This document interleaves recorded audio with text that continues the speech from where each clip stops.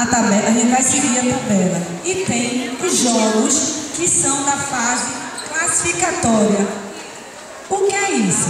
São jogos que todas as turmas têm que passar para poder classificar e para a semifinal. Existem 2 semifinais. E para a semifinal, lá no Taquara vai ter outra semifinal. Quem classificar daqui dessa quadra e da outra quadra vai ter a disputa da medalha de primeiro e segundo lugar. Tá certo? Quem conseguir ir ganhando e marcando ponto para o seu grupo vai chegar lá no final. Mas, enquanto vocês não chegam ao final, o que vocês vão fazer? Vocês vão jogar, vocês vão se divertir.